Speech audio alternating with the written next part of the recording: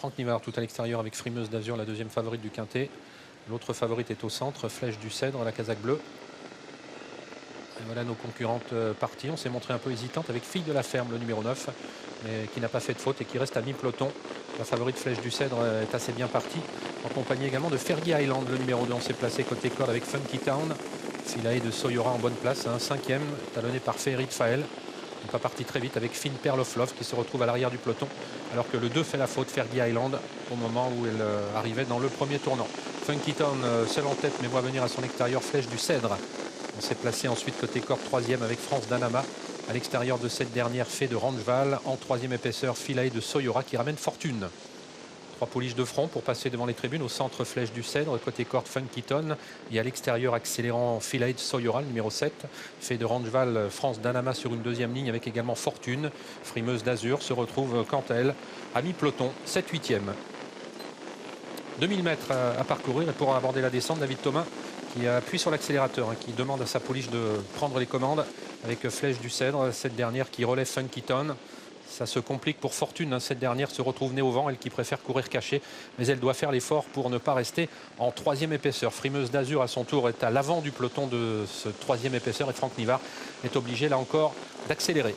David Thomas venu en tête reprend maintenant sa pouliche, Flèche du Cèdre, qui voit venir Frimeuse d'Azur et Fine Pearl of Love qui suit cette dernière dans son effort. On va retrouver les deux favorites aux deux premières places alors qu'elles vont passer le poteau des 1500 derniers mètres. 1,16 depuis le départ, l'allure n'a pas été très rapide. Flèche du Cèdre qui a l'avantage, Frimeuse d'Azur qui vient ensuite, Fine Pearl of Love qui progresse en troisième épaisseur. Que va faire David Thomas? Est-ce qu'il va contrer Mathieu Abrivard avec Fine Pearl of Love, cette dernière qui vient très très vite et David Thomas se couche. Il laisse faire Fine Pearl of Love, Frimeuse d'Azur en troisième position. À l'extérieur de Funky Town, Fortune vient ensuite avec France d'Anama, de même qu'un peu plus loin, Fabuleuse Fligny, le numéro 13.